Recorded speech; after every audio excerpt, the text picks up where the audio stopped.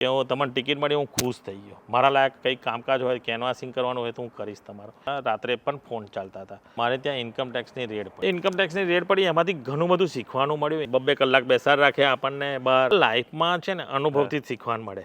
રાજકારણમાં તો જોડતોડની વાત આવતી હોય. જોડતોડમાં તમને મજા જ નથી. આટલી મોટી આશા પણ નથી, કારણ કે સામે ભરતભાઈ સોલંકી અને કોંગ્રેસના દિગ્ગજ નેતા ત્યારે કહેવાતા હતા, પરંતુ કોઈને વિશ્વાસ નહોતો 2019માં કે હું જીતીશ. જ્યારે સમર્થકોના ખભા પર બેસીને વિજય સરઘસમાં નીકળ્યા ત્યારે એવી કોઈ ચિંતા હતી મગજમાં કે હવે આગળ કેટલું જાગૃત રહેવું પડશે? ત્યારે જે માહોલ હતો એ માહોલ હજુ પણ આંખની સામે દેખાય છે કે હજુ પણ આવતા 5 વર્ષમાં ક્યાંય જગ્યાએ પાછો નહીં પડવું. કોઈ બી પાર્ટીમાં કામ કરતા હોય, કુટુંબમાં હોય, ક્યાંક તો ક્યાંક તમને મતભેદ થાય, પરંતુ જ્યારે હું બહુ ગુસ્સે હોઉં, અહીંયા જ બહાર બેસીને બી મેં મારી ઓફિસ ચલાવેલી છે, તો એ ટાઈમ તો આપણે ના ભૂલવો જોઈએ. આ એ વ્યક્તિ છે કે જેને આજે અમે આપની સમક્ષ મહદઅંશે પૂર્ણ પરિચય કરાવવાનો પ્રયત્ન કર્યો છે. નમસ્કાર. આજના વિશેષ એપિસોડ ચર્ચામાં આપનું હાર્દિક સ્વાગત છે. આજે એક એવા વ્યક્તિ સાથે આપણે રૂબરૂ કરાવીશું કે જેમના જીવનની હરેક ક્ષણ, હરેક મુમેન્ટ જે છે તે કોઈની માટે પ્રેરણાદાયી સાબિત થઈ શકે છે. પારિવારિક જીવન હોય, વ્યવસાયિક જીવન હોય કે રાજનૈતિક જીવન હોય, કેવી રીતના બેલેન્સ રાખવું અને કેવી રીતના જીવન જીવવું તે તેમની પાસેથી શીખી શકાય તેવા એક વ્યક્તિ એટલે મિતેશભાઈ પટેલ, કે જેઓ આણંદ લોકસભા બેઠક પરથી સાંસદ છે. તેમને લોકો બકાભાઈના નામથી પણ જાણે છે, અને બકાભાઈના હુલામણા નામથી એટલા માટે તો લોકો તેમને જાણે છે કારણ કે તેમનું નામ લેતા જ એક આત્મીયતાનો સંબંધ તેમની સાથે બંધાઈ જાય છે. મિતેશભાઈ, આપનું સ્વાગત છે અમારા વિશેષ એપિસોડ ચર્ચામાં. નમસ્કાર સૌને. ઓમ ભૂર્ભુવઃ સ્વઃ તસ્સવિતુર્વરેણ્યં ભર્ગો દેવસ્ય ધીમહિ ધિયો યો નઃ પ્રચોદયાત. મિતેશભાઈ, મંત્ર સાથે શરૂઆત કરી છે. દિવસની શરૂઆત કદાચ પૂજાપાઠ સાથે કરતા હશો. કઈ રીતના શરૂઆત થાય છે? દિવસની દૈન્યચર્યા મીન્સ કે સવારમાં ઉઠીને પૂજા કરીને જ, પછી ચા નાસ્તો કરીને જ મારો દિવસ ચાલુ થાય છે.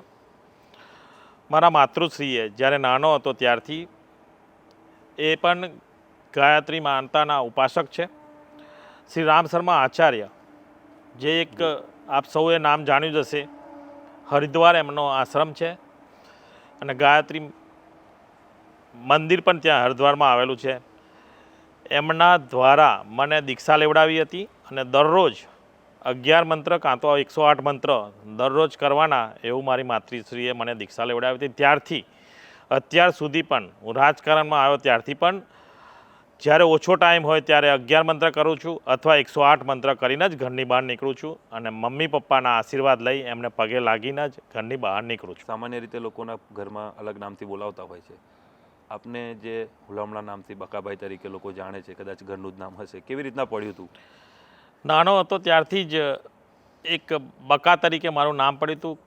મારા કુટુંબમાં જ જે રીતે મમ્મી પપ્પાનો પ્રેમ હતો, અને લોકો મને, હું સૌથી મોટો દીકરો છું મારા કુટુંબમાં, અને મારા પછી 2 બ્રધર્સ, એમાં એક બ્રધર્સ અનફોર્ચ્યુનેટલી એનું અવસાન થયેલું છે. અત્યારે અમે બંને બ્રધર્સ છીએ.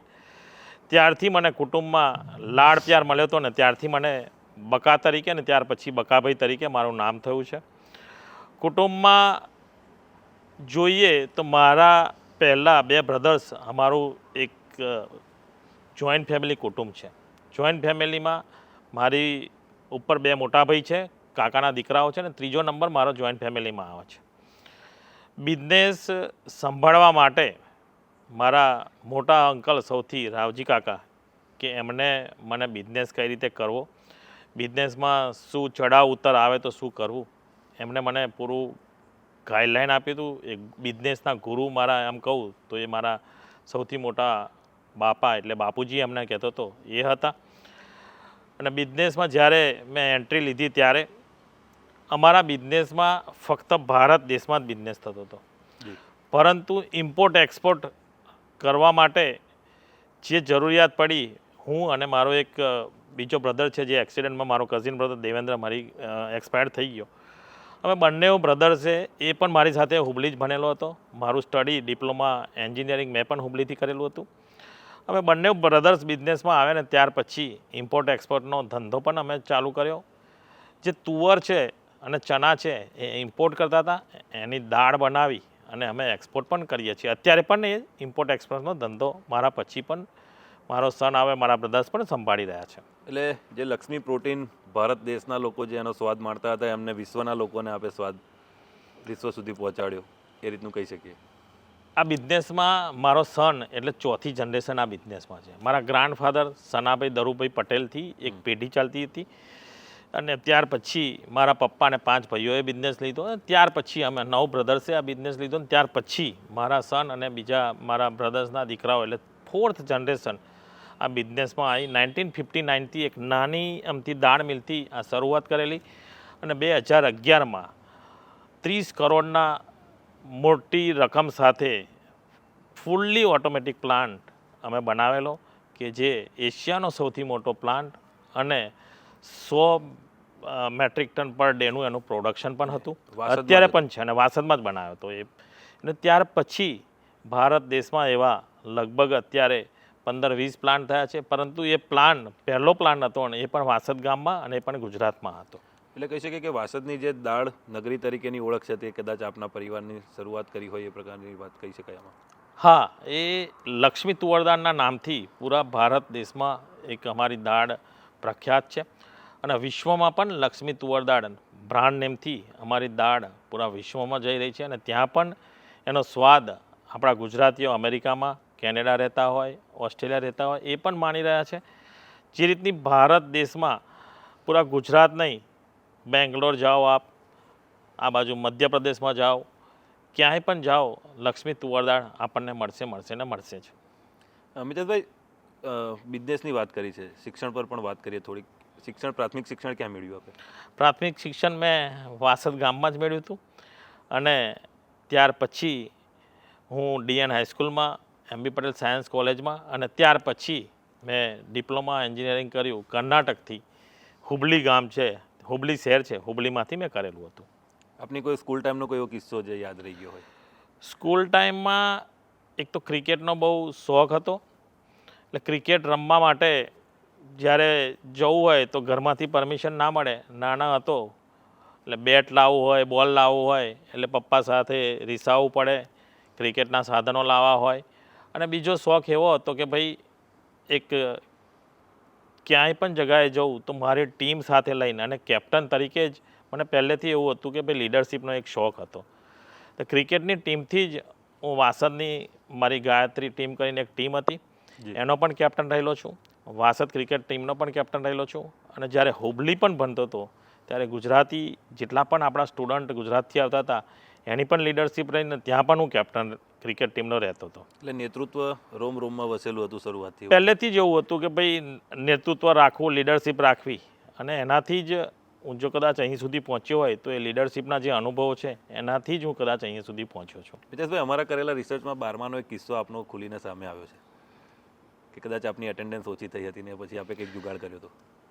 એમાં MB પટેલ સાયન્સ કોલેજનો એક કિસ્સો છે કે ભાઈ ત્યાં ક્રિકેટનો બહુ શોખ હતો, અને જ્યારે અહીં વાસદ ક્રિકેટ ટુર્નામેન્ટ રમાતી હોય તો હું MBમાંથી ગુલ્લી મારી અને ક્રિકેટ રમવા માટે અહીં આવી જાઉં.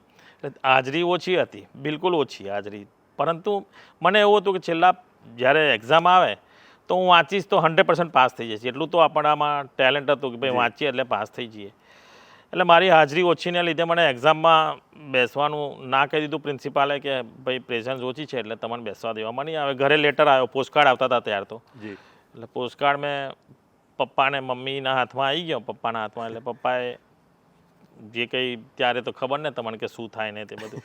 પપ્પાને મેં કહ્યું તમે એક વખત કોલેજમાં આવો મારી સાથે અને કહો કે ભાઈ આને બેસવા દે તો હું એક્ઝામ પાસ થઈ જઈશ, તમને 100% એટલી પ્રોમિસ આપું છું કે પાસ થઈ જઈશ.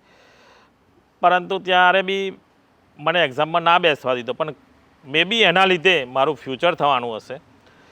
જે 12મામાં પાસ થયા પછી MB પટેલ સાયન્સમાં હું BSc કરતો હતો, પણ બેસવા ના દીધો. એટલે ત્યાર પછી 10thના બેઝ પર મેં ડિપ્લોમા કર્યું અને હું કર્ણાટક ગયો.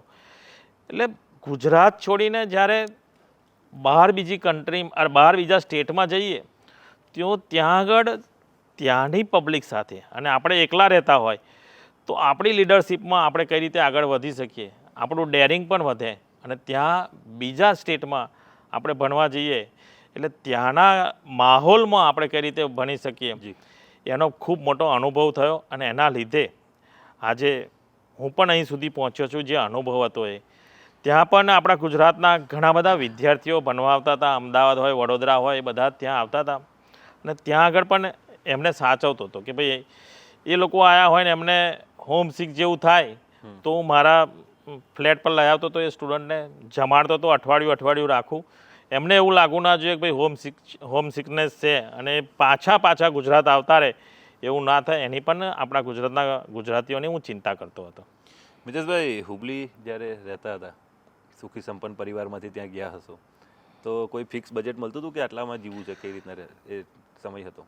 હુબલીમાં હા ફિક્સ બજેટ મળતું હતું કે ભાઈ આટલા રૂપિયામાં તમારે એડજસ્ટ થવાનું અને તમારે આ જ જે બજેટ છે એમાં જ તમારે આખો મહિનો પતાવવાનો.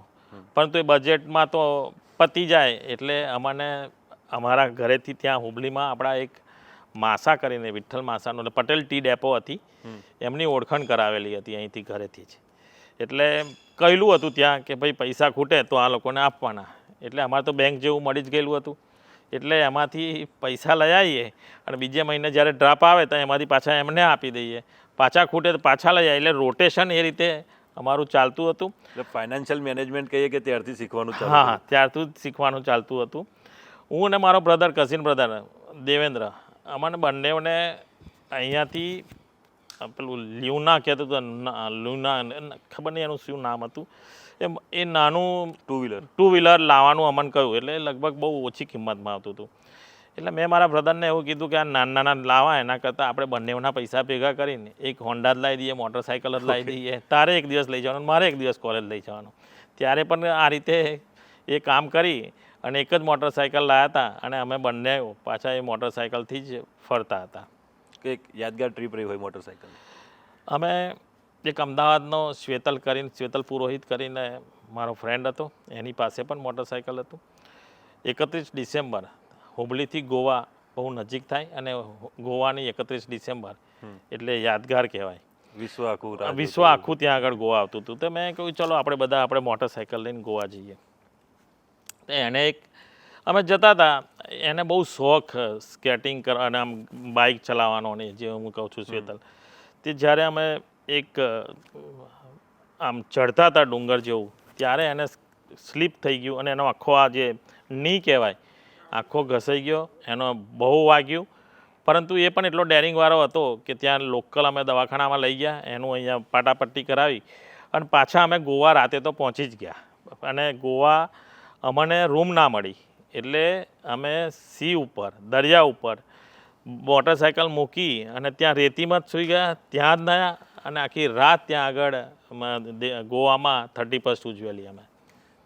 જ્યારે આ પરિસ્થિતિમાં આવી એક્સિડન્ટ સર્જાયો, કોઈ બીક હતી ઘરમાં? ખબર પડશે શું થશે, કઈ રીતનું?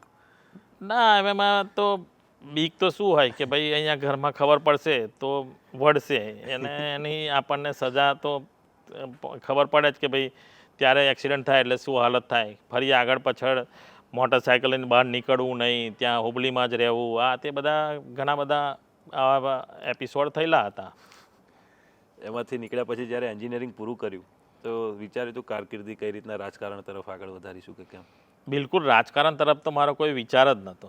એક બિઝનેસ તરીકે જ્યારે આપણા ફેમિલીમાંથી બિઝનેસ હોય અને બિઝનેસ કરવાનો એક શોખ પહેલેથી હતો કે બિઝનેસ કરીને પૈસા કમાઈએ, અને એ તો મમ્મી પપ્પાના એક સંસ્કાર હતા અને બિઝનેસ સાથે આ ફેમિલી જોડેલું છે એટલે બિઝનેસ તો પહેલેથી બ્લડમાં હતો.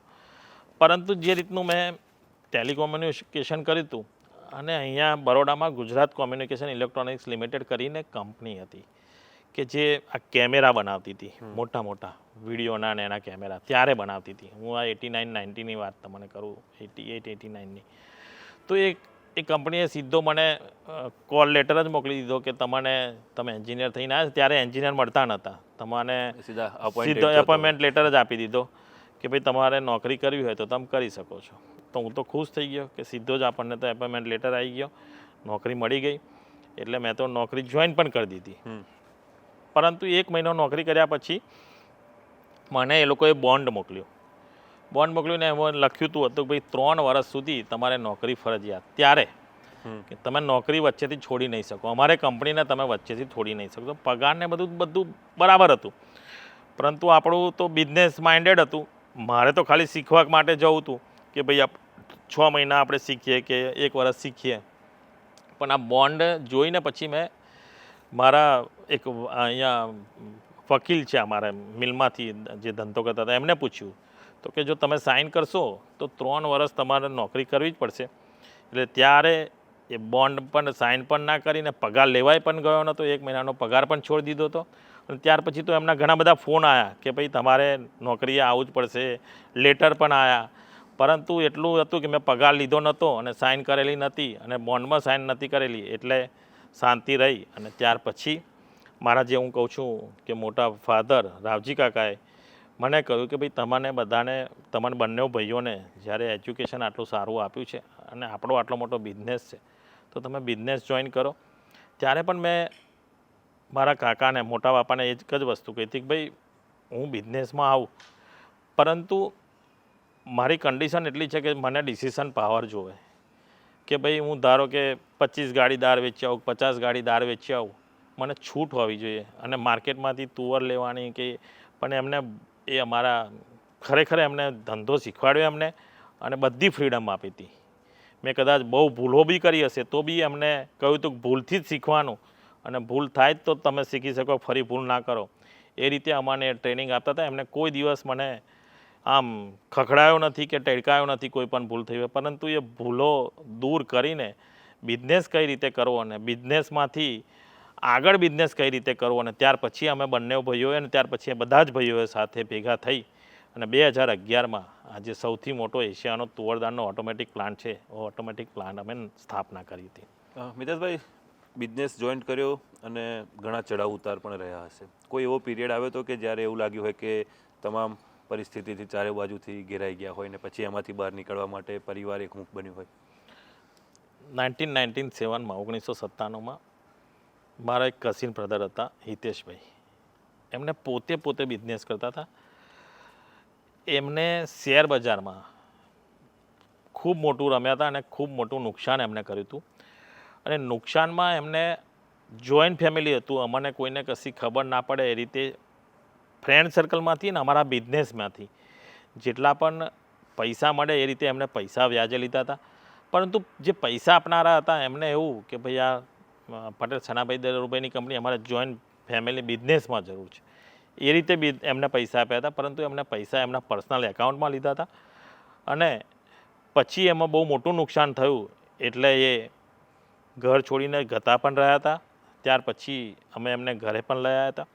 અને જે કંઈ એમને નુકસાન કર્યું હતું એ જોઈન્ટ ફેમિલી અને ખૂબ મોટું નુકસાન હતું.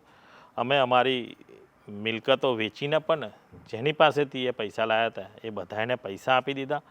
અને ત્યાર પછી સમાજમાં પણ અમારું જે નામ હતું એમાં નામમાં ખૂબ મોટો વધારો થયો. કારણ કે જેને નુકસાન કર્યું હતું એને કોઈ લેવા દેવા નથી, તો પણ અમે જોઈન્ટ ફેમિલીએ એ પૈસા ચૂક્યા, એના લીધે ખૂબ મોટું નામ થયું. અને ત્યાર પછી અમારી ઉત્તર ખૂબ મોટી પ્રગતિ પણ થઈ. પરિવારમાં પણ એક પોઝિટિવ વાતાવરણ થઈ ગયું કે ભાઈ ચલો આપણે કંઈ નહીં તો પણ અમે એનું ચૂક્યા પૈસા ને આપણને ભગવાને એ જ રીતે પૈસા પણ પાછા આપ્યા. અત્યારે લક્ષ્મી પ્રોટીનનો પરિવાર કેટલા સભ્યોનો છે ને? લક્ષ્મી પ્રોટીનનો પરિવાર આમ તો અમારા 9 કઝિન બ્રધર હતા, એમાં 2 કઝિન બ્રધર અમારા એક્સપાયર થયા. અત્યારે 7 છીએ અમે અને 7માંથી અમારા 4 દીકરા અત્યારે અહીંયા છે ને બાકીના બ્રધર્સના બીજા અત્યારે ફર્ધર સ્ટડી માટે ફોરેન છે અને ત્યાં આગળ એ લોકો અત્યારે ફર્ધર સ્ટડી કરી રહ્યા છે. મિતેશભાઈ, જ્યારે એક સફળ બિઝનેસમેન તરીકે ચાલી રહ્યું હતું જીવન અને સફળતાની ટોચ પર હતા, તેથી પોલિટિક્સમાં યુટર્ન કેમનો વાગ્યો? હું હુબલીથી જ્યારે સ્ટડી કરીને આવ્યો અને ત્યારે એક લીડરશિપ તો મારા એમાં બ્લડમાં જ હતી અને એવું થયું કે ભાઈ કંઈક રાજકારણ નહીં પરંતુ કોઈ પાર્ટી સાથે કામ કરીએ. અને ત્યારે એવું લાગ્યું કે ભાઈ એક હિન્દુત્વવાળી પાર્ટી છે એ આપણી ભારતીય જનતા પાર્ટી છે. એ પાર્ટીના એક નાનામાં નાના કાર્યકર્તા સાથે જોડાયો અને જ્યારે કોઈ પણ નેતા ભારતીય જનતા પાર્ટીના આનંદમાં આવતા હોય તો એમને જ્યારે સભાને સંબોધન કરતા હોય ત્યારે એમને સાંભળવા જવું. અહીં વાસદ હાઈવેથી જ્યારે લાલકૃષ્ણ અડવાજની જોડે રથયાત્રા એમણે કાઢી હતી સોમનાથની, સોમનાથ યાત્રા. સોમનાથ યાત્રા. ત્યારે નીચે પેટ્રોલ પંપ છે ત્યાં આગળ મેં પોતે એમને આવકાર્યા હતા અને સ્ટેજ બનાવ્યું હતું, ત્યાં સભા પણ કરી હતી. એટલે ત્યારથી એવું કે ભાઈ કોઈ પણ નેતા આપણે અહીંયાથી જાય છે તો એમને મળવાનો એક મને ઇંતજાર રહેતો હતો કે ભાઈ એમને મળું, એમની સાથે વાતોચીતો કરું અને દેશ માટે જે એ કરી રહ્યા છે એ ગુણ પણ આપણે કદાચ આવે તો આપણે આગળ કઈ રીતે વધી શકાય. જસવંતસિંહ સોલંકી એટલે જશુભા 2002માં જ્યારે ધારાસભ્ય થયા ત્યારે એમની સાથે પૂરી વિધાનસભા, સારસા વિધાનસભા ફરેલો. એમને જીતાડવામાં ખૂબ મોટો રોલ હતો. જ્યારે નટુભાઈ મણિભાઈ પટેલ 1989માં એક સાંસદ તરીકે ઊભો રહ્યા હતા, પૂરા વાસદની જવાબદારી મેં લીધેલી. વાસદની એમાં એમની સભા પણ કરાવેલી હતી. અને અવિચલદાસજી મહારાજ જ્યારે એમને નટુભાઈ મણિભાઈને ટિકિટ આપી ત્યારે પ્રચાર પ્રસાર અવિચલદાસજી મહારાજ કરતા હતા એમનો. એમની પણ સભા મારી મિલે રાખેલી હતી.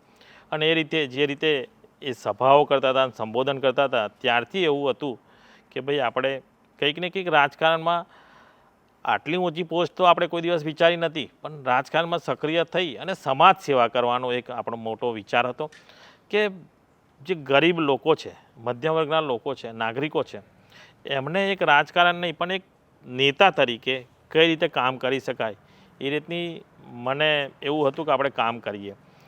મિતેશભાઈ, રાજકીય સફર આપની ઉત્તરોત્તર પ્રગતિ સાથે આગળ વધી છે, પરંતુ જ્યારે સાંસારિક જીવન ચાલુ થયું ત્યારે કેવી રીતના બેલેન્સ કર્યું? કારણ કે એક જે પ્રમાણે આપ કહેતા હશો તો સમય પણ ઘણો આપવો પડતો હશે આ બધી વસ્તુઓ માટે. 1989માં જાન્યુઆરીમાં મારું મેરેજ થયું અને એ જ વર્ષે 1989માં ઓગસ્ટમાં મારે ત્યાં ઇન્કમ ટેક્સની રેડ પડી. એ રેડ પડી અને ત્યાર પછી ઇન્કમ ટેક્સની રેડ પડી એટલે લગ્ન જવાબદાર નહોતું, બિઝનેસને લીધે જ પડી હતી. પરંતુ બીજી તુવરદાળની મિલોમાં પણ પડી હતી. સાથે સાથે દરેક બિઝનેસને આવરી લેતા હોય જે મોટા બિઝનેસમેન હોય ત્યારે ઇન્કમ ટેક્સની રેડ પડતી હોય. એ ઇન્કમ ટેક્સની રેડ પડી, એમાંથી ઘણું બધું શીખવાનું મળ્યું. ઇન્કમ ટેક્સમાં હું જાતે બુક્સ લઈ, એકાઉન્ટ્સ લઈ, મારા એકાઉન્ટન્ટ સાથે, સીએ સાથે હું જાતે જતો હતો અને એમાંથી ઘણું બધું શીખવાનું મળ્યું કે ઇન્કમ ટેક્સ ઓફિસર સાથે કઈ રીતે વાત કરવી, એ લોકો જે આપણા ક્વેરીઝ કાઢે આપણા એકાઉન્ટ્સની અને એમાંથી કઈ રીતે આપણે એમને જવાબ આપવા, એ ઘણું બધું શીખવાનું મળ્યું હતું. અને બિઝનેસમાં પણ એક ઘણું બધું ઉપયોગી આવ્યું અને પર્સનલ લાઈફમાં પણ આપણને ઉપયોગમાં આવ્યું. ડિપાર્ટમેન્ટલ કોઓર્ડિનેશન કેવી રીતના? હા, ડિપાર્ટમેન્ટલ કોઓર્ડિનેશન કઈ રીતે કરવાનું, ઓફિસર્સ સાથે કઈ રીતે કોઓર્ડિનેશન કરવાનું, એ શીખવાનું ત્યારથી 89થી. મેન્યુઅલ યુગ હતો એ તો. હા, મેન્યુઅલ યુગ હતો. મેન્યુઅલ ઓનલાઈન યુગમાં કદાચ તમે ઘરે બેઠા કરી શકો આ બધું કામ. મેન્યુઅલ યુગ હતો. આટલા બધા ચોપડા એક થેલામાં લઈ અને ઇન્કમ ટેક્સના 3 દાદરા ચડીને ઉપર જવાનું અને તેમની જોડે બેસવાનું, ક્વેરી કાઢીને પાછા મોકલે. 2 કલાક બેસાડ રાખે આપણને બહાર. એટલે ઘણા બધા અનુભવ થયેલા છે આપણને. તો લાઈફમાં છે ને અનુભવથી જ શીખવાનું મળે. લાઈફ સીધી જાય ને તમારી તો એમાં કશી મજા નહીં આવે, પણ ચડાવ ઉતાર હોય, તમને દુઃખના દિવસો જોયા હોય, દુઃખના દિવસોમાં તમે કઈ રીતે એને પાર પાડો છો એના પરથી તમારે ઘણા બધા લેસન્સ મળે ને એના પરથી તમે આગળ વધી શકો. જીવનના અમુક હર્ડલ્સ આપણને જાગતા રાખે. હા, બસ એ રીતનું છે. તો જે પ્રમાણે આખું અત્યારનું જે 5 વર્ષ આપે આણંદ જિલ્લામાં સાંસદ તરીકે સેવા આપી છે, કેવો અનુભવ રહ્યો જ્યારે 5 વર્ષ હવે પૂર્ણ થવાના આરે છે? 2019માં 2 લાખ મતોથી, નિયર અબાઉટ 2 લાખ મતોથી હું જીત્યો. આટલી મોટી આશા પણ નથી, કારણ કે સામે ભરતભાઈ સોલંકી અને કોંગ્રેસના દિગ્ગજ નેતા ત્યારે કહેવાતા હતા, એ દિગ્ગજ નેતા હતા. તો કેટલી આશા બાંધી હતી? મેં આશા બાંધેલી હતી 1 લાખ વોટોની. 1 લાખ વોટોની. હું જ્યારે મને ટિકિટ મળી ને કુળદેવી મારી વેરાઈ માતાજી છે ત્યારે ફર્સ્ટ ઇન્ટરવ્યૂ લેવા મીડિયાવાળા આવ્યા ત્યારે મેં માતાજીએ જ મને કદાચ આશીર્વાદ આપ્યા હશે ને કેવડાવ્યું છે ત્યારે મારા મોઢામાંથી જ નીકળી ગયું કે 1 લાખ મતોથી જીતીશ. પરંતુ કોઈને વિશ્વાસ નહોતો 2019માં કે હું જીતીશ. બધાને એવું હતું અને કોંગ્રેસવાળાને એવું હતું કે 26 સીટમાંથી આણંદની સીટ તો આપણે જીતીએ છીએ અને કોંગ્રેસવાળા પહેલી સીટ આણંદની જ મૂકતા હતા. કોઈ નવો ચહેરો આવ્યો છે, કોઈ નવો ચહેરો આવ્યો છે, રાજકારણ કશું ખબર નથી, એવું બધું. ઘણા બિઝનેસમેન છે, એવું ઘણું બધું એ લોકો વિચારતા હતા. પણ બિઝનેસમેન કઈ રીતે ચૂંટણી લડે છે એ 2019માં બધાએ જોઈ લીધી. અને મારું આખું ફેમિલી, મારું વાસદ ગામ અને સમાજના અને જેટલા પણ વેપારીઓ હતા એ બધા જ વેપારીઓ એક તન મન ધનથી એ બહાર નીકળી ગયા અને જેમને જ્યાં સંબંધ હતા દરરોજની કદાચ આખા જિલ્લામાં 500 ગાડી આ રીતે પ્રચાર પ્રસાર કરતી હશે પણ મને કશી ખબર પડવા દીધી નહીં. જ્યાં જે પ્રમાણેની જરૂરિયાત હતી બધી જરૂરિયાત એ લોકોએ પૂરી પાડી અને જે જ્યારે પેટીઓ ખુલી અને આપણે જોયું હશે કે 1,97,718 મતથી મને જીત મળી, એક આશ્ચર્ય કહેવાય. અને આમ કહીએ કે ત્યારે જે માહોલ હતો એ માહોલ હજુ પણ આંખની સામે દેખાય છે કે માહોલમાં મને જે ભારતીય જનતા પાર્ટીના સૌ કાર્યકર્તાએ ઉચક્યો હતો અને જે રેલી કાઢી હતી અને આખા આણંદ જિલ્લામાં જે રેલી નીકળી હતી એ ખરેખર ખૂબ ઐતિહાસિક રેલી કહેવાય અને મારા જીવનની ઐતિહાસિક પલ પણ એ હતી. જ્યારે જીત ઘોષિત થઈ ગઈ અને સાંભળ્યું કે રેકોર્ડ બ્રેક એની સાથેની જીત મેળવી છે, જ્યારે સમર્થકોના ખભા પર બેસીને વિજય સરઘસમાં નીકળ્યા ત્યારે એવી કોઈ ચિંતા હતી મગજમાં કે હવે આગળ કેટલું જાગૃત રહેવું પડશે? ચિંતા નથી, પરંતુ જે રીતની જીત હતી કે 1,98,000 મતથી જીત્યા છે એટલે ખૂબ બહુમતીથી જીત્યો છે એટલે લોકોની આશાઓ બહુ હોય કામ કરાવવાની, પરંતુ એક લીડરશિપ તરીકે મને પણ હતું કે જેટલા કામો લઈને આવશે એ કામો કરવાના આપણે સરકારમાં અને ભારત સરકારમાં, દિલ્હી સરકારમાં અને અહીંયા સરકારમાં મૂકીશું તો એટલો વિશ્વાસ હતો બંને સરકાર પર કે બધા કામો આપણા થશે.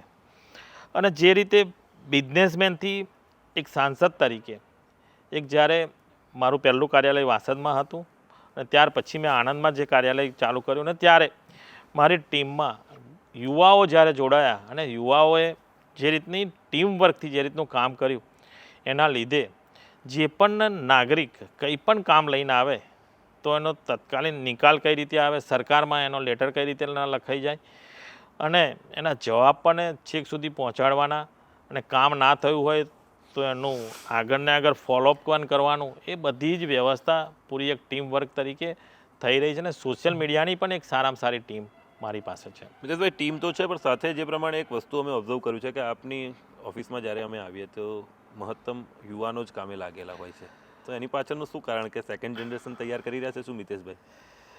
જે યુવા તરીકે પણ હું હતો અને મારા યુવા યુગમાં મેં જોયું છે કે યુવાનોમાં શું સ્ફૂર્તિ હોય છે અને જ્યારે યુવા ટીમ છે તો એ યુવા ટીમમાં તમે જે ચહેરાઓ જોયા હશે કે એમને પોલિટિક્સમાં પણ ઇન્ટરેસ્ટ છે.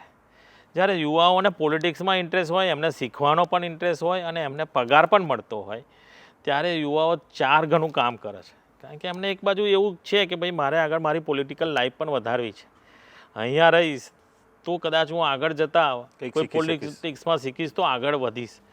એટલે એને એ પણ એક એનામાં ઇંતજાર હોય, એના લીધે એનામાં સ્ફૂર્તિ આવતી હોય અને કામ 3-4 ગણું કામ પણ કરી અને યુવાઓ 3-4 છે, પ્રોત્સાહન મળતું રહેતું. યુવાઓ 3-4 છે મારી ઓફિસમાં. અંદરો અંદર એમને પણ કોમ્પિટિશન થતી હશે કે સાહેબ આગળ કોણ સારો દેખાય, સાહેબ આગળ કોણ સારો દેખાય, એમાં વધુ સારું રિઝલ્ટ આવે.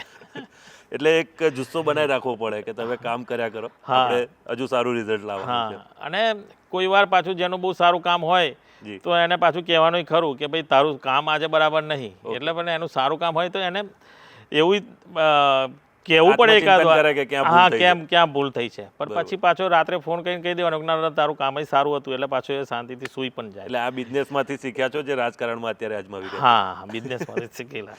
મિતેશભાઈ, જે પ્રમાણે આ તો વાત થઈ છે રાજકારણની અને બિઝનેસની, પણ વ્યક્તિગત મિતેશ પટેલ કોણ છે જે બકા તરીકે જાણીતો છે, જેને મિતેશભાઈને કોઈ લોકો જે બકા કહીને બોલાવે છે, એમની માટે મિતેશ પટેલ કોણ છે? શનાભાઈ દરુભાઈ પટેલનું એક ફેમિલી વાસદમાં, જે મારા ગ્રાન્ડ દાદા તરીકે આખું ફેમિલી અને આખા પૂરા આણંદ ડિસ્ટ્રિક્ટમાં, ગુજરાતમાં પણ ઓળખાય છે. તુવરદાનને લીધે પણ ઓળખાય છે.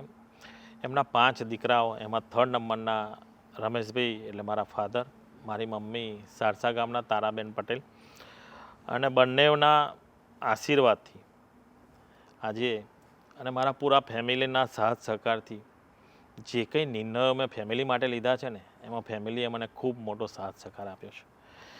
મારું મેરેજ 89માં દીપાલી પટેલ કરીને ચીખોદરાની છે એની સાથે થયું.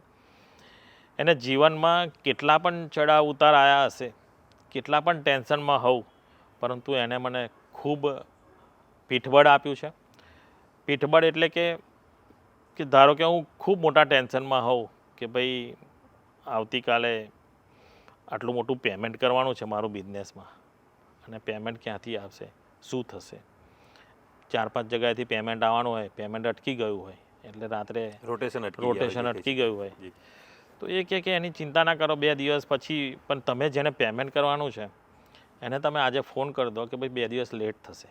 એને એવું થાય નહીં કે ભાઈ તમે એના આગળના પ્લાનિંગ એના ડિસ્ટર્બ ના થાય. એટલે એને ઘણું બધું મને એને લેસન શીખવાડેલા છે.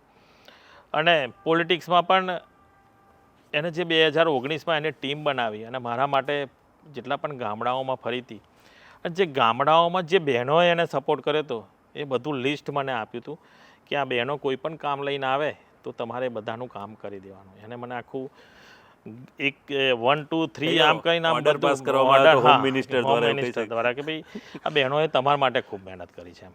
એટલે એ બહેનોના હજુય ફોન આવે એની પર, કશું કામ હોય, કોઈ ચિંતા હોય તો બી એને યાદ કરે. એ પણ જ્યારે ફ્રી પડે તો બધી બહેનો સાથે વાત કરતી હોય. એને પણ એક ટીમ વર્ક અને લીડરશિપ એનામાં પણ ગુણ છે. એટલે ચૂંટણી વખતે જે લોકોએ સાથ સહકાર આપ્યો છે એમનું ઋણ અદા કરવા માટેની એક આપને સતત યાદ અપાયા સતત યાદ અપાયા કરે.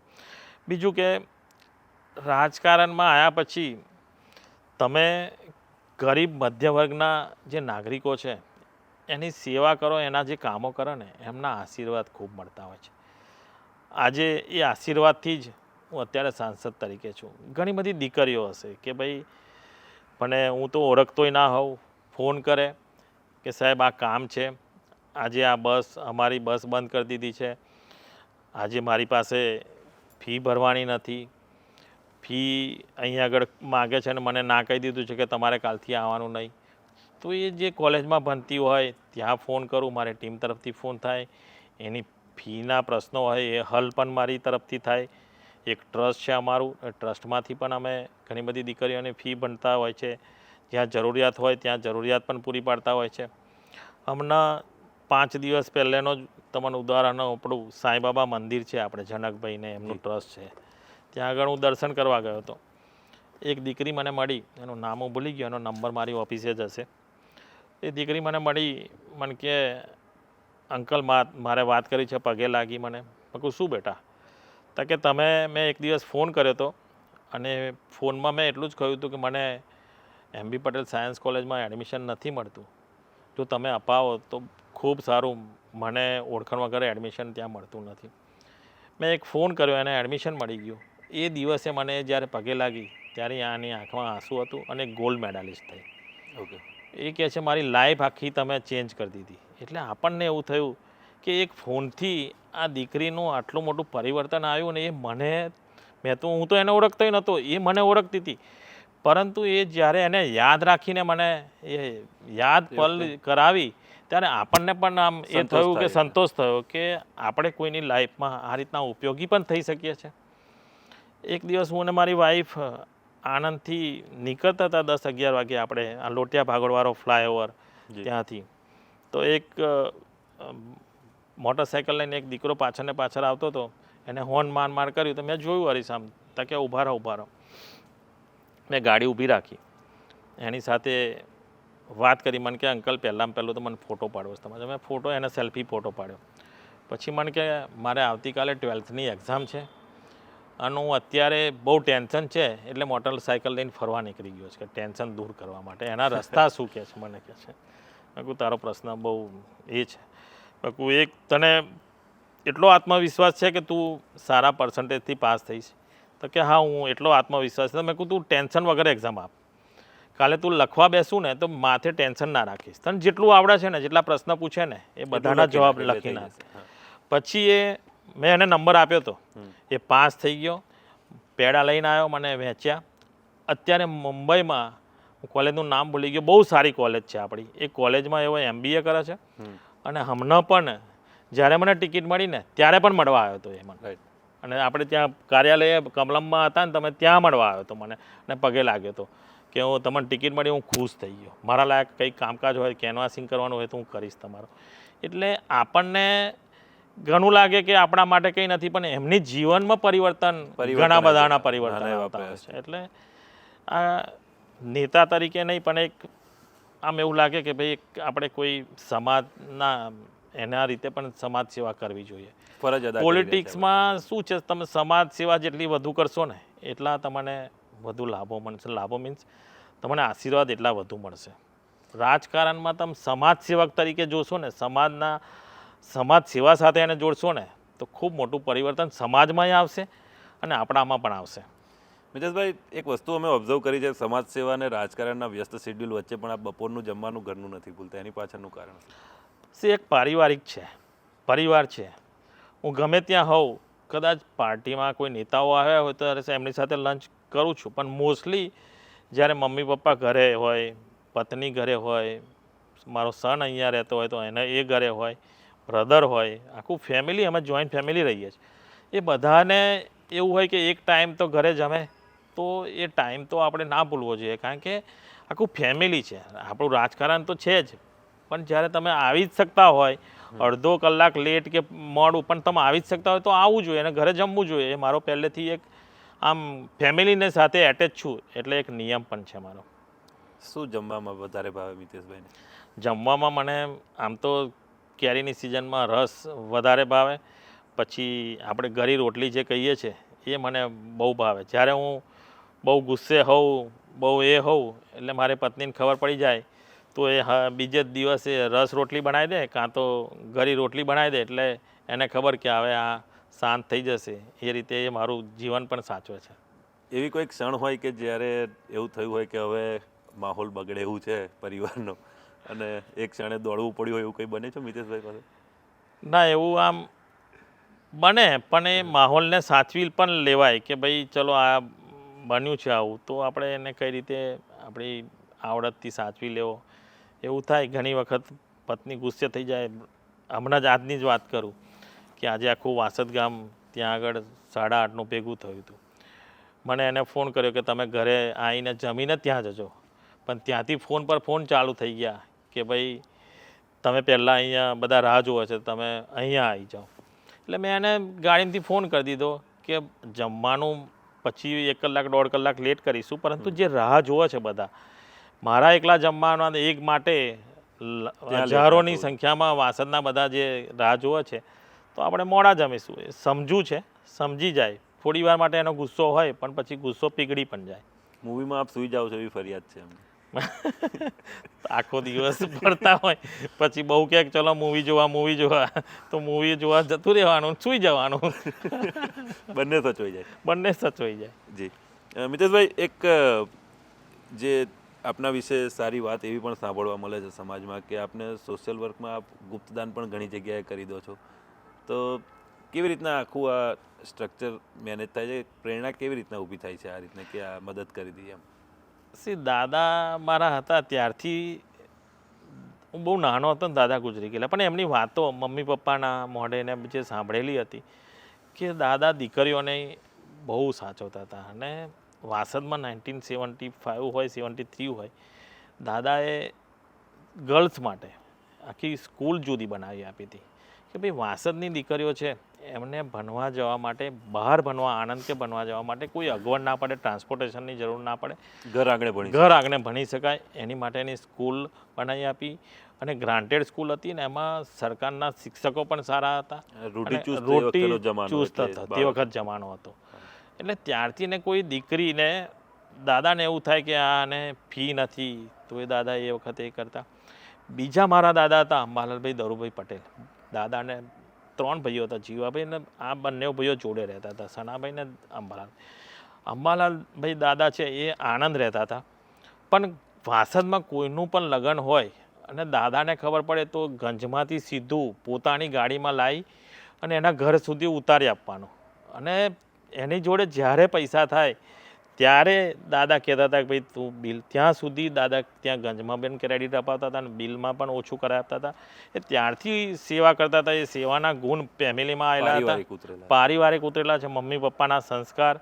અને એના લીધે ઘણા બધા આપણને લાગે કે ભાઈ આ વ્યક્તિને જરૂર છે, પરંતુ એ વ્યક્તિ સુધી કોઈ પહોંચી ના શકતું હોય તો આપણે એ વ્યક્તિના જીવનમાં જો એના ઉપયોગી થઈએ તો હું એક જ વસ્તુ ઈચ્છું છું કે આપણને ભગવાને નિમિત્ત બનાવ્યા છે, આપણે તો કંઈ નથી, તો આપણે એને ઉપયોગી થવું જોઈએ અને એનાથી આપણને આશીર્વાદ પણ મળતા હોય છે.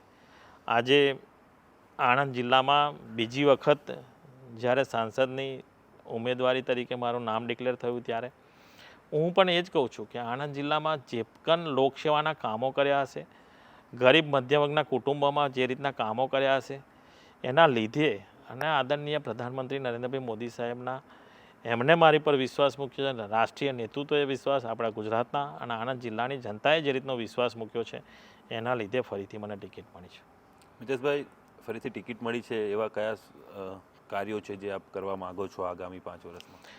એક તો આણંદ જિલ્લામાં જે સિવિલ હોસ્પિટલ હતી, સિવિલ હોસ્પિટલનું ખાતમુહૂર્ત થઈ ગયું, પણ અદ્યતન સિવિલ હોસ્પિટલ બને 162 કરોડ રૂપિયાની તમામ સુવિધાથી સજ્જ થઈને. હજુ પણ એમાં કંઈક સુવિધાઓ ખૂટતી હશે તો એ સુવિધાઓનું પણ આપણે ગોઠવણ કરીને એની પણ વધારે માતબર રકમ સરકારમાંથી લાવીને એમાં પણ જરૂરિયાત પ્રમાણે પૂરી પાડીશું. આણંદ રેલવે સ્ટેશન, જ્યારે અશ્વિની વૈષ્ણવજી આણંદ રેલવે સ્ટેશને આવ્યા હતા અને અમે બંને મારી જ ગાડીમાં જીસેટ કોલેજમાં યુવાઓની સાથે સંબોધન કરવાના હતા અને સંવાદ કરવાના હતા ત્યારે આવ્યા હતા. ત્યારે મને ન્યૂઝમાં મેં જોયું હતું અને મેં સાંસદ તરીકે મને ખબર પડી હતી કે 199 રેલવે સ્ટેશન પ્રધાનમંત્રી નરેન્દ્રભાઈ મોદી સાહેબ ભારત દેશના બ્યુટિફિકેશન એને નવીનીકરણ કરી રહ્યા છે. તો મેં અશ્વિની વૈષ્ણવજીને એવું કીધું કે એક આણંદનું રેલવે સ્ટેશન પણ સરદાર સાહેબની કર્મભૂમિ છે, એમાં ઉમેરવું જોઈએ. એમણે ગાડીમાં બેસીને જ દિલ્હી મારી સામે જ સચિવને ફોન કર્યો અને જ્યારે જીસેટ કોલેજમાં એમનું લાઈવ સંવાદ ચાલતો હતો ને સંવાદ પત્યો ત્યાં સુધી તો એમના ફોનમાં મેલ આવી ગયેલો કે 200મું રેલવે સ્ટેશન પાસ થઈ ગયું છે અને એમને ત્યાં જ સ્ટેજ કર્યું. હા, સ્પેશિયલી. અને ત્યાં જ એમને સ્ટેજ પર એનાઉન્સ કરી દીધું કે ભાઈ મિતેશભાઈના કહેવાથી આ રેલવે સ્ટેશન અમે પાસ કરીએ છીએ. એમને ક્રેડિટ મને આપી, પરંતુ ક્રેડિટ ગોઝ ટુ રેલવે મંત્રી કે એમણે આટલી મોટી એ કરી. ભારતીય જનતા પાર્ટીના આદરણીય પ્રધાનમંત્રી નરેન્દ્રભાઈ મોદી સાહેબના નેતૃત્વ હેઠળ જેટલા પણ મંત્રીશ્રીઓ છે ને એ ખૂબ ડાઉન ટુ અર્થ અને એક કાર્યકર ભારતીય જનતા પાર્ટીના હોય ને એ રીતે કામ કરે છે. હું ઘણા બધા મંત્રીશ્રીઓને મળું છું દિલ્હીમાં, પરંતુ કોઈ પણ કામ આપણે લઈને જઈએ ને તો સરળ રીતે એ કામ આપણું કરે છે અને એકદમ જવાબ બહુ પોઝિટિવલી હોય છે. એટલે આ સરકાર એટલે આ એક પદ નથી પણ જવાબદારી છે. જવાબદારી નિભાવે છે, બધા જ જવાબદારી નિભાવે છે. ઘણા બધા મંત્રીશ્રીઓના અનુભવ છે આવા તો મારી જોડે આણંદ જિલ્લાના વિકાસ માટે. જે રજૂઆતોની વાત કરીએ, લોકસભા ગૃહમાં આપે જે રજૂઆત કરી હતી ભારત માટેની વિશેષ, એની નોંધ સમગ્ર દેશે લીધી હતી. કેવી રીતના વિચાર આવ્યો હતો અને એ પછીના આપને મળેલા એના પ્રત્યુત્તરો કયા પ્રકારેના છે? એક બિઝનેસમેન તરીકે જ્યારે દેશ વિદેશમાં ફરતો હોઉં તો યુએસએ તો United state of America, UK તો યુનાઇટેડ ઓફ કિંગડમ, ઓસ્ટ્રેલિયા તો એક નામ છે ઓસ્ટ્રેલિયાનું, ન્યૂઝીલેન્ડ તો એક નામ છે ન્યૂઝીલેન્ડનું. ઇન્ડિયા અને ભારત આ બંને શબ્દ કોઈ દિવસ મેચ થતા જ નહીં. તમે વિચારો, કોઈ પણ વિચારશે કે આ બંને શબ્દ મેચ થતા જ નથી. એક જ્યારથી પણ હું વિચારું કે આ બંને શબ્દો મેચ નથી થતા, પછી મેં એનું ગૂગલ પર જોયું અને આપણા બંધારણમાં જોયું તો એમાં એવું લખેલું છે બંધારણમાં કે ઇન્ડિયા ઓર ભારત અથવા ભારત વર્ષ આ બંને શબ્દો બોલી શકાય છે એમ. તો મેં એવું કીધું કે ભાઈ ઇન્ડિયા શું કરવા? ઇન્ડિયા તો અંગ્રેજો આપણને આપીને ગયા છે. આપણા ભારત દેશનું નામ તો જ્યારે અંગ્રેજો નહોતા તે પહેલાંથી ભારતને ભારત વર્ષ નામ છે, તો એ કેમ ના હોવું જોઈએ? પરંતુ જ્યારે દેશ આઝાદ થયો અને અંગ્રેજો ભારત દેશમાંથી ગયા ત્યારે એમને ઇન્ડિયા શબ્દ નામ આપ્યું છે.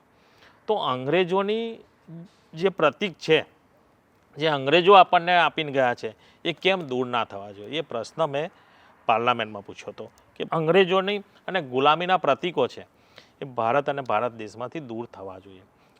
જે પ્રમાણે ભારતમાં જે નામ જે ઘોષિત થવું જોઈએ તે ખૂબ મોટી રજૂઆત હતી મિતેશભાઈ પટેલની, અને જે લોકસભા ગૃહમાં તેમના દ્વારા રજૂ કરવામાં આવી હતી. અને ત્યારબાદ કદાચ જે પ્રેસિડેન્ટ દ્વારા જે પત્ર લખવામાં આવ્યો હતો એમાં પ્રેસિડેન્ટ ઓફ ભારત લખીને, હા, જ્યારે G20નું મિટિંગ હતી ત્યાં પ્રેસિડેન્ટ ઓફ ઇન્ડિયાને બદલે પ્રેસિડેન્ટ ઓફ ભારત લખેલું હતું. આવા તો ઘણા બધા ઉદાહરણ છે કે ધીરે ધીરે ધીરે મોદી સાહેબ અને આપણી સરકારે ભારત નામ લખવા માંડ્યા છે અને આવતા વર્ષોમાં મને પૂરો વિશ્વાસ છે. એટલે દેશની જે વાસ્તવિક ઓળખ જે છે તેનું નામકરણ પરત પાછું મળે, ઓળખ પાછી મળે, મળશે. અને જે પ્રમાણે અત્યારે જે એજન્ડા પર કામ કરી રહી છે ભારત સરકાર, સતત જ્યારે ચૂંટણી આવે તો પ્રશ્ન રજૂ કરે એ પ્રકારની કંઈક અત્યારે કલેક્શનનું કામગીરી ચાલી રહી છે. લોકોની સમસ્યા શું છે, ચૂંટણી ઢંઢેરામાં શું સામેલ કરવું એના લઈને એ કઈ રીતે? હર હંમેશ જ્યારે ચૂંટણી આવે છે ત્યારે ભાજપ સંકલ્પ પત્ર કરીને એક પત્ર પ્રજાની વચ્ચે જાય છે કે ભાઈ તમારે એટલે હવે ગેરંટી કહીએ આપણે તો. હા હા મોદીજીની ગેરંટી હા. બરાબર છે, અથવા મોદીજીનું ફેમિલી પરિવાર. તો આમના બે સૂત્ર ખૂબ ચાલી રહ્યા છે 2024ના ઇલેક્શનમાં. તો સંકલ્પ પત્ર એટલે કે ભાઈ તમારે દેશ કઈ રીતનો જોવો છે અને એમાં તમારા શું વિચારો છે, એ વિચારો મોદી સાહેબ સુધી પહોંચે ને જ્યારે ભારતીય જનતા પાર્ટીનું સંકલ્પ પત્ર હશે એમાં જેટલા પણ દેશમાંથી આવા પત્રો જશે જી. એનું વર્ગીકરણ કરીને જે મુદ્દા હશે એ મુદ્દા સંકલ્પ પત્રમાં આવશે. એટલે આપણે આપણી જાતે જ જે સાચી લોકશાહી કહીએ કે જે લોકો નક્કી કરે કે કયા પ્રકારનું સંકલ્પ પત્ર સરકારનું હોવું જોઈએ. સાચી વાત છે. દર મહિનાના છેલ્લા રવિવારે મન કી બાતમાં સાહેબ ઘણા બધા તમે મન કી બાતના એપિસોડ જોયા હશે તો જે નાનામાં નાના કાર્યકર્તા હશે પણ એને નવું કંઈક ઇનોવેશન કર્યું હશે એને પણ સાહેબ મોદી સાહેબ એનું સાથે વાત કરીને પ્રોત્સાહન આપે છે. એવા તો ઘણા બધા પૂરા ઇન્ડિયામાં ભારત દેશમાંથી હશે કે એ લોકોને પ્રોત્સાહિત કર્યા છે. જે પ્રમાણે મિતેશભાઈ એક દરેક વ્યક્તિનું એક જે કહીએ કે અંદરનો એક માણસ જીવતો હોય છે, દરેક વ્યક્તિમાં હોય. મિતેશભાઈમાં એવો માણસ જે હોય, મિતેશભાઈ જે અંદરથી એ પોતે જ ઓળખતા હોય, એ પ્રકારેની વાત કરીએ તો કયો વ્યક્તિ ખુલીને બહાર આવે? મિતેશભાઈ એટલે મારી વાત કરું તો હું છે ને બધાને સાથે લઈ અને સાથે ચાલવાવાળો માણસ છું. એ ભારતીય જનતા પાર્ટી હોય, સંગઠનના હોય કે ચૂંટાયેલા પાંખ હોય કે મારું ફેમિલી હોય. મારા ફેમિલીમાં પણ કોઈ ભાઈ ડિસ્ટર્બ થાય તો પણ મને ચેન ના પડે. પછી એની સાથે બેસું કે ભાઈ શું દુઃખ છે, શું મન દુઃખ છે, શું છે, અને એને સમજાવવાની કોશિશ કરું અને જે મન દુઃખ હોય એ દૂર થાય તો ફેમિલી એક જોઈન્ટ ફેમિલી રહે એ રીતના પ્રયત્ન મારા પહેલેથી હોય છે. એ જ રીતે જ્યારે સંગઠનમાં કામ કરતો હતો ત્યારે પણ કોઈ બી પાર્ટીમાં કામ કરતા હોય, કુટુંબમાં હોય, ક્યાંક તો ક્યાંક તમને મતભેદ થાય પરંતુ એને દૂર સુધી 100% સેટિસ્ફેક્શન આપણે નથી કરી શકવાના. પણ તો કોમ્યુનિકેશન કરવાથી એ દૂર પણ થાય છે. એ ઘણા બધા અનુભવ છે મારી જોડે કે ભાઈ તમે જો એને એવું જ સમજો કે ભાઈ આ આવો જ છે તો તમે એની સાથે કોમ્યુનિકેશન નહીં કરો તો બંનેની વચ્ચે એક ખાઈ છે ને વધતી જશે. પરંતુ તમે એની સાથે બેસી અને એને દૂર કરવાના પ્રયત્ન કરશો ને તો હું તમને 100% કહું છું કે આ દૂર થશે ને થશે. એ રાજકારણમાં હોય કે તમારે ફેમિલીમાં હોય કે બિઝનેસમાં હોય. આજે હું બિઝનેસમાં પણ તમને મારી વાત કરીશ કે જ્યારે હું દાળ વેચતો હતો તો કોઈ મારો ડિસ્ટ્રીબ્યુટર હોય એની સાથે ઘણી વાર ભાવની રકઝકને લીધે કે કંઈક ને કંઈક રીતે બોલાચાલી થાય તો પછી મને બી ચેન ના પડે કે હું આને ખોટું મેં વાત કરી તો પછી કલાક પછી પાછો એને ફોન કરું, એને સમજાવું. એને પણ એવું થતું હોય, એને પણ ચેન ના પડે. આપણને લાગે પણ એને પણ ચેન ના પડતું હોય કે મારે આજે આમની સાથે આવું થયું. જેની સાથે દિલથી લાગણીથી જોડાયેલા હોય ને એટલે બંનેને ચેન ના પડે. પછી જો આપણે ફોન કરીએ, સામેથી ફોન કરીએ કાં તો એનો ફોન આવે ને હળવાશથી વાત કરીએ ને અને કોમ્યુનિકેશન થાય ને તો એ બધું પાછું પતી જાય અને પાછી ગાડી પાટા પર ચડી જાય અને પાછી ગાડી દોડવા પણ માંડે. મિતેશભાઈ, કોવિડનો કપરો સમય પણ આપણે આપણા કાર્યકાળમાં જોયો છે. ઘરે 15 દિવસ ક્વોરન્ટાઇન હતા, કેવી રીતના સમય કાઢ્યો તમે? ઘરે ક્વોરન્ટાઇન હતો પરંતુ ફોન ચાલુ હતા અને અહીંયા જ બહાર બેસીને બી મેં મારી ઓફિસ ચલાવેલી છે કે કોઈ બી પેશન્ટને કોઈ તકલીફ ના પડે. અને મારી ટીમ હર હંમેશ ટીમે ખૂબ સાથ સહકાર આપ્યો છે કે જેટલા પણ પેશન્ટ હતા મને લાગે છે ત્યાં સુધી કોવિડમાં મારો નંબર અને બીજા મારા ટીમના મેમ્બરના નંબર અમે સોશિયલ મીડિયામાં મૂક્યા હતા કે કોઈ બી પેશન્ટને કોઈ બી તકલીફ હોય, દવાખાનામાં એડમિટ થવાનું હોય તો એમડીસીવર ઇન્જેક્શન જોવે, વેન્ટિલેટરની જરૂર હોય, જે કંઈ ઓક્સિજનની જરૂર હોય એ બધી જ જરૂરિયાતો અમારી ઓફિસમાંથી ને અમારે ત્યાંથી જ પૂરી પડતા હતા. રાત્રે પણ ફોન ચાલતા હતા. કોવિડમાં ઘણું બધું શીખવાનું મળ્યું છે. કોવિડમાં આપણે ત્યાં હોસ્પિટલમાં જે અગવડો હતી એ અગવડો કઈ રીતે દૂર કરવી અત્યારે એ પણ આપણે અત્યારે સિવિલ હોસ્પિટલ અને બીજી હોસ્પિટલમાં વેન્ટિલેટરની સુવિધાઓ ઉપલબ્ધ કરાવી, ઓક્સિજનના પ્લાન નખાવ્યા અને ભવિષ્યમાં પણ એ હોસ્પિટલ સારી રીતે ચાલે એ રીતનું પ્રોવિઝન પણ આપણે કોવિડમાં શીખ્યા પછી પણ આણંદ જિલ્લામાં શરૂઆત કરી છે. મિતેશભાઈ, આટલો મળતાવડો સ્વભાવ, પારિવારિક આટલી બોન્ડ તમને ગમતું હોય, એક સાથે રહેવું આટલું ગમતું હોય, રાજકારણમાં તો જોડતોડની વાત આવતી હોય છે, તો રાજકારણમાં આ સ્વભાવ સાથે કેવી રીતના ટકી રહ્યા? રાજકારણમાં મેં હમણાં જ કીધું એમ કે ભાઈ બિઝનેસમાં હોય કે ફેમિલી હોય કે રાજકારણ હોય, તમે કોમ્યુનિકેશન વધારો તો તમારું પાછું એ મિલન થવાનું જ છે. જોડતોડમાં તમને મજા જ નથી. તમે જોડતોડમાં એકબીજાને તમે તોડવા જશો ને તો બેવ તૂટી જશો. આજે જે સમજી શકે છે ને એ સમજી શકે છે, પરંતુ તમે રાજકારણમાં ગંદી પોલિટિક્સ ચાલતી નહીં કે એકબીજાના ટોટિયા તોડવાના, એકબીજાને કાપી નાખવાના, એકબીજાને પાડી નાખવાના. બાહુબલી રાજ પતી ગયું છે. બાહુબલી રાજ. અને બીજું કે તમે જનતાની સાથે કઈ રીતે જોડેલા છો, જનતા તમારી છે. આજે નેતૃત્વ પણ તમે જે કામ કરી રહ્યા છો એ નેતૃત્વ પણ જોતી હોય છે. પહેલાં જેવું રહ્યું નથી કે તમે ફોટો સેશન ફોટા પાડી અને બતાવી દો અને ઉપર તમને એ રિપોર્ટ મોકલી દો એટલે રિપોર્ટ મોકલી દો, એવું ચાલતું નથી. અત્યારે તમારે પણ જનતા સાથે જોડાવવું જોઈએ, જનતાની સેવા કરવી પડે અને જનતાનો અવાજ છેક ઉપર સુધી સંભળાય છે. એટલે રાજકારણ, હું તો એક બિઝનેસમેન છું, પણ બિઝનેસમેન સાથે સાથે રાજકારણમાં આવ્યો છું. એટલે બિઝનેસના અનુભવ છે, એક યુવાઓના અનુભવ છે, અને જ્યારે રાજ્ય છોડીને બહાર ભણેલા હોય ત્યાંના પણ અનુભવ છે, અને એક લીડરશિપ છે, અને ફેમિલીમાંથી જે સંસ્કાર મળેલા છે એ સંસ્કારથી અત્યારે અહીં સુધી પહોંચ્યો છું. અને સમાજ સેવા, એક પહેલાં મેં કહ્યું એમ કે એક દાદા વખતથી ચાલતું આવેલું આ ફેમિલી છે, ફેમિલીમાંથી પણ સમાજ સેવા થતી હતી. એ જ રીતની સમાજ સેવા છે. આજે આપણે કશું લઈને આવ્યા નથી. આપણે જ્યારે ભગવાને આપણને જન્મ આપ્યો છે ત્યારે સમાજ સેવા એટલે સમાજમાં જે જોડાયેલા છે, ગરીબ મધ્યમ વર્ગ છે, એમને તમે સેવા કરો, એમને જે જરૂરિયાત છે. તમે એક ફોનથી એમનું કામ પતતું હોય તો શું કરવા ના કરવું જોઈએ? તમે તો એક નિમિત્ત જ છો. એનું કામ થશે તો એના કેટલા મોટા આશીર્વાદ તમને મળશે. આજે એક દીકરીને એડમિશન ના મળતું હોય અને તમારા એક ફોનથી એને એડમિશન મળે, એની લાઈફ પરિવર્તન થઈ જતી હોય તો કેટલું મોટું પરિવર્તન, એનું આખું ફેમિલી બચી ગયું.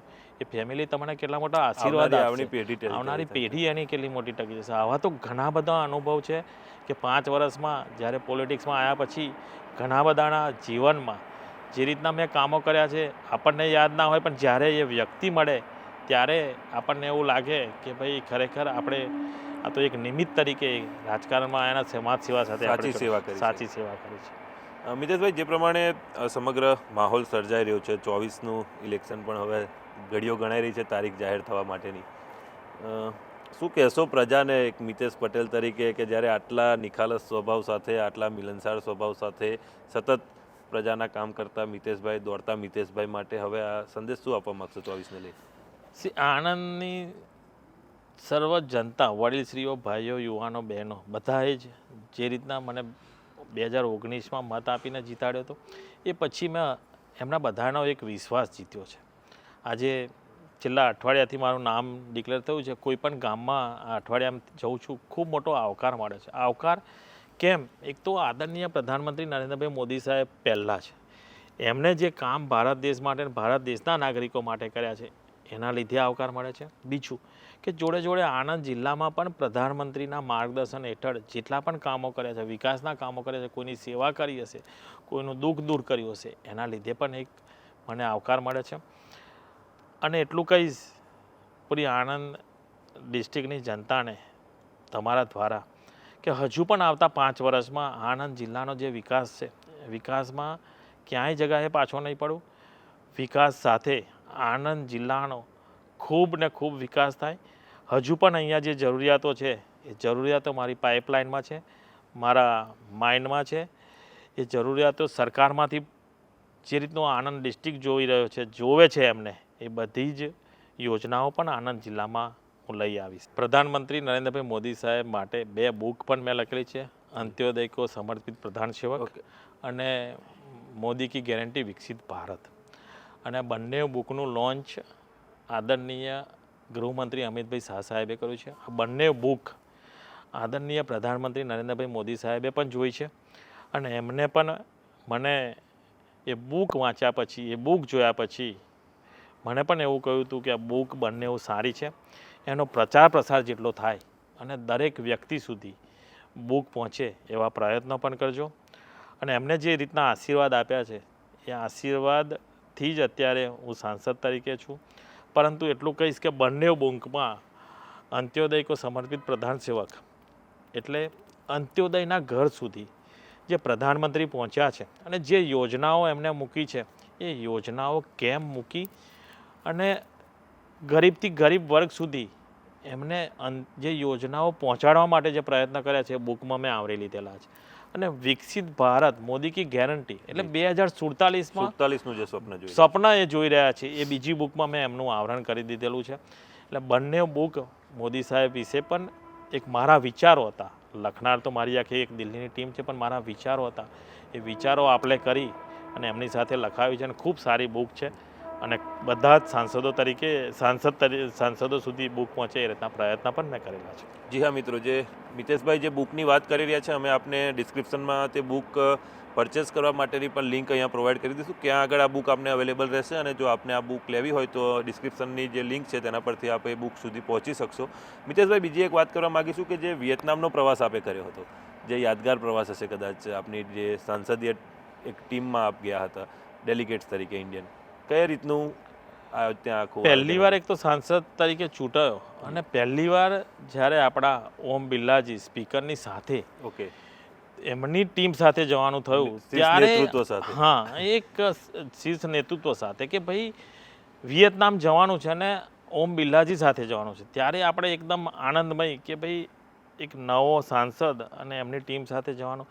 પરંતુ ખૂબ સારા અનુભવ મળ્યા. ત્યાંના જે પ્રેસિડન્ટ હોય એમની સાથે જ્યારે ઓમ બિરલાજી વાર્તાલાપ કરતા હોય, આપણા બંને દેશોની વાર્તાલાપ કરતા હોય, ડેવલપમેન્ટની વાત ચાલતી હોય, એક્સચેન્જ કઈ રીતે થાય, બંનેના ડાયલોગ્સ એક્સચેન્જ કઈ રીતે થાય, MOU કઈ રીતે એક્સચેન્જ થાય, એ બધું જ ત્યાં આગળ જોવાનું Etiquettes કઈ રીતના મળ્યું. હોય? ડેલિગેટ્સ કઈ રીતે હોય એ બધું જોવાનું મળ્યું અને એમાંથી ઘણી બધી શીખ પણ લેવાની મળી કે ભાઈ રાજકારણમાં આ રીતના બંને દેશોના વચ્ચે પણ જે રીતના આપણે થતા હોય છે, ડાયલોગ્સ આપણે થતા હોય, MOU આપણે થતા હોય, બિઝનેસ બંનેની વચ્ચે કઈ રીતે આગળ વધી શકાય, દેશમાં ત્યાંના બિઝનેસ કઈ રીતે આગળ વધી શકે, ઘણું બધું શીખવાનું મળે છે. એ ખરેખર મારા માટે એક યાદગાર ક્ષણ હતી ને યાદગાર પ્રવાસ પણ હતો. મિતેશભાઈ બોર્ડ ઓફ ડિરેક્ટર તરીકે લક્ષ્મી પ્રોટીનમાં બેઠા હોય ચેમ્બરમાં, અને એ જ મિતેશભાઈ જ્યારે લોકસભા ગૃહમાં બેઠા હોય, શું ફરક લાગે છે અને શું સમાનતા લાગે છે?